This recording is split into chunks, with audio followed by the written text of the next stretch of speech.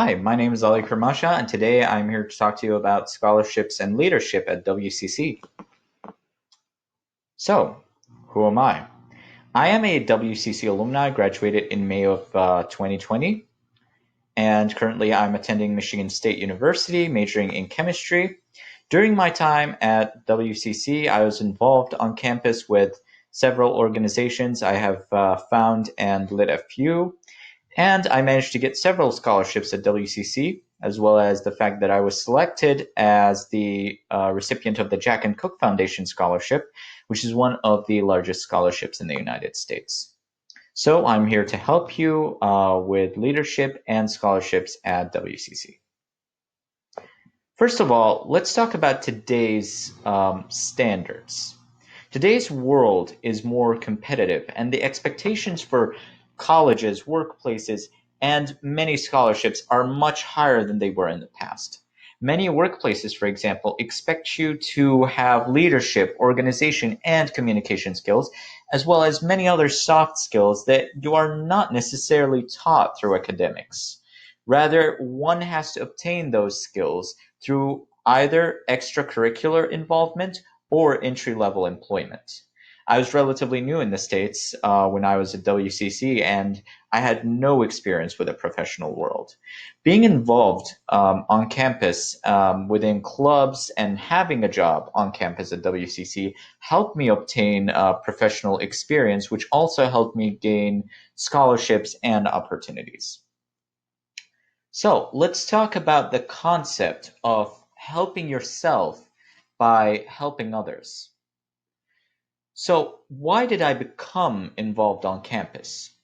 WCC is a commuter campus with students attending their classes, then leaving elsewhere, probably.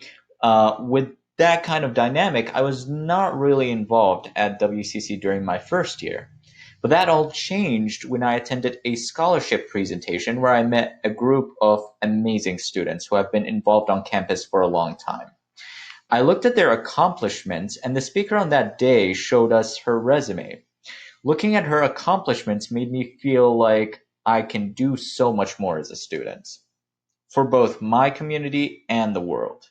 I just didn't know that as a student, you have so much power and potential. However, knowing that wasn't enough. I did not possess the means nor the skills to create an impact, but I decided to help myself by helping others.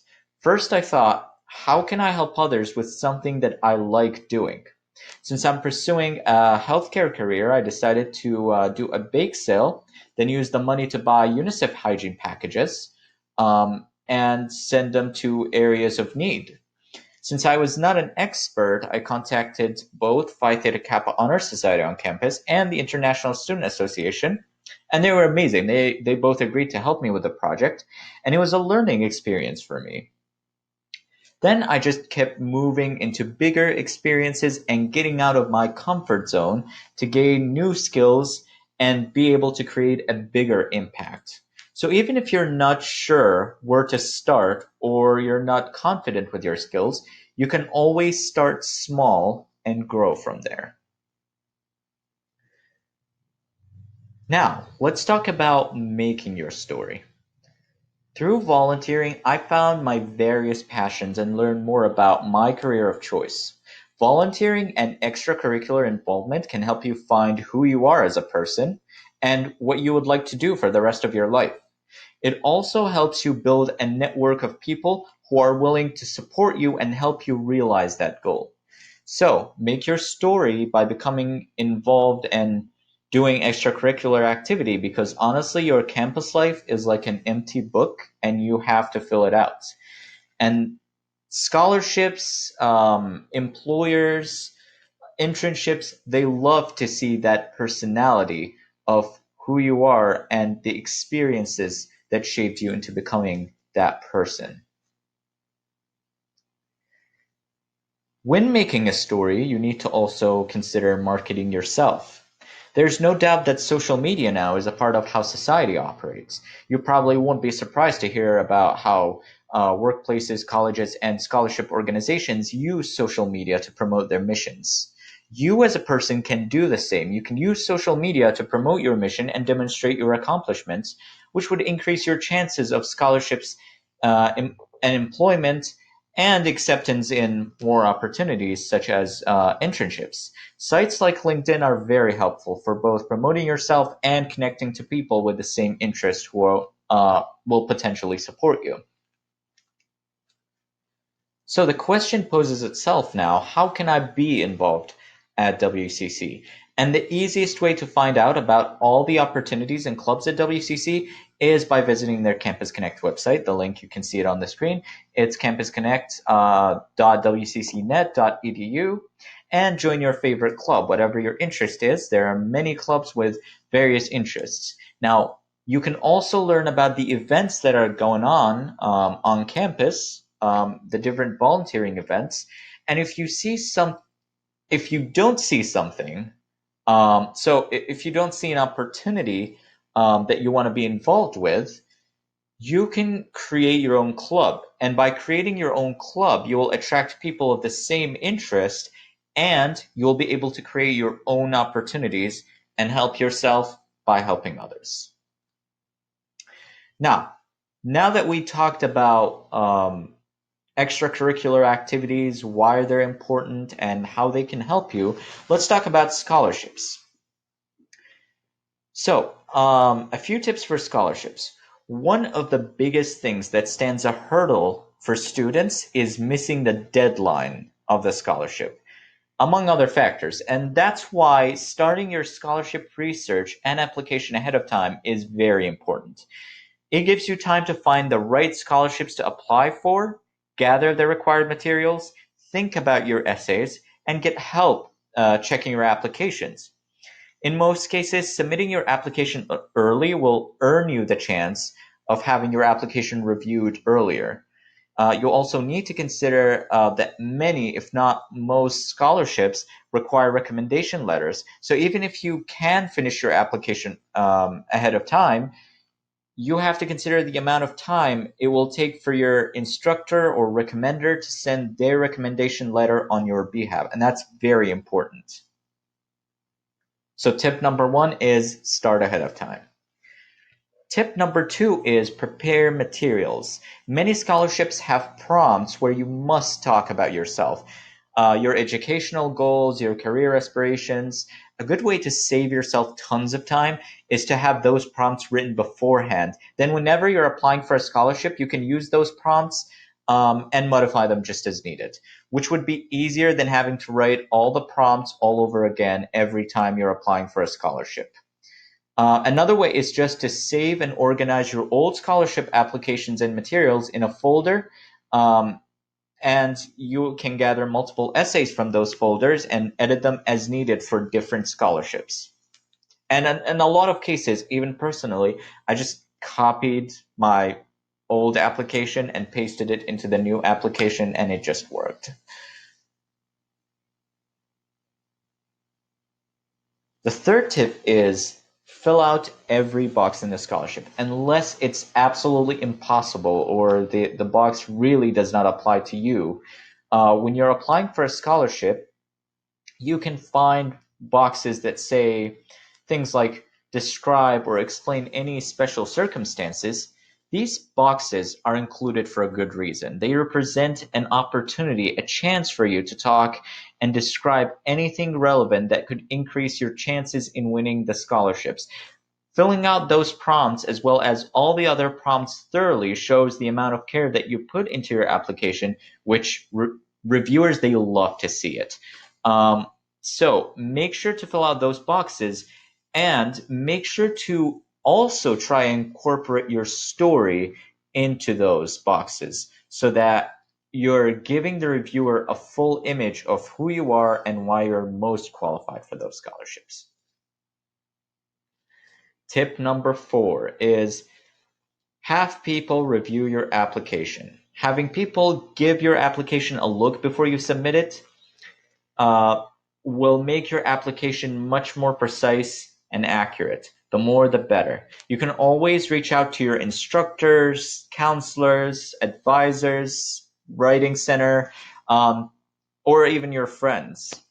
anything works. Peer review works. So, talking to different professional reviewers will also help make your essays more concise, accurate, and more professional. Personally, in my experience, when I wrote my first essay, it was huge. But after the fourth review, it was almost cut in half, and every word in that essay made sense. It was not extra. It was not a filler. It was all in the right place. So having reviewers is very important. And usually I go through 3 to 4 reviewing stages. So I'd go through the first review and then edit that draft, second review, edit the draft, so on and so forth until I am absolutely certain that I could submit that essay. And finally, and that's one of the most important tips, is apply even if you don't fit the criteria. One of the biggest complaints that I've heard from scholarships is that thousands of dollars go unclaimed every year due to people not applying. Sometimes, when scholarships don't have enough recipients, they'll give the scholarship to other applicants, even if they don't necessarily fit into the criteria. I experienced that myself with so many scholarships as an international student. Many scholarships require you to be domestic, to live in the area, but I applied to those scholarships and I just got them because there weren't enough applicants to get the full amount. Um, so take every opportunity you can find. Now, of course, don't waste your time applying for a scholarship that you know for a fact you're never going to get. But if you fit most of the criteria and it's just 1 or 2 things, then it's good to apply, especially at WCC. So here are some helpful resources that could help you in every step of the way when building your professional resume and applying for scholarships. The Writing Centers has reviewers that could review your essays and improve them. And even if you don't have it written, the Writing Center can help you brainstorm. Student Development and Activities Office includes the Student Activities Office and the Student Organizations Office, which both offer extracurricular activities on campus, especially student organizations. It manages all the student organizations and their events on campus, including their volunteering. You can check out all the events, like I said, on the Campus Connect website, and you can get involved by maybe creating your own club if you don't find an opportunity that you like. Career transitions can get you help with writing your resume. Every time I had to submit a resume, I always went to career transitions, got it reviewed, and then I submitted the resume for scholarship or employment. Finding jobs, internships, and research opportunities are also a part of the career transitions mission. So make sure to make an appointment with career transitions, review your skills, and learn how to incorporate those skills into your resume. They give really good tips about even how to incorporate the smallest things in your resume. Scholarships.wccnet.edu is your friend because this website includes all the scholarships available at WCC, whether it's from inside WCC or from outside WCC. So most of the essays are 250 words only. So it's pretty easy to apply for those scholarships. So make sure to apply to as many as possible. And finally, I wanted to include the scholarship that I received, the Jack and Cook Foundation Scholarship. Now, there are 2 scholarships that I want to talk about within the foundation. One is the high school scholarship, um, and the other one is the undergraduate transfer scholarship for community college students.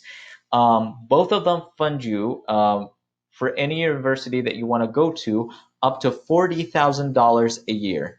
If you are a high schooler applying, it's up to 4 years. If you're a transfer student applying, it's up to 3 years, $40,000 a year for your tuition.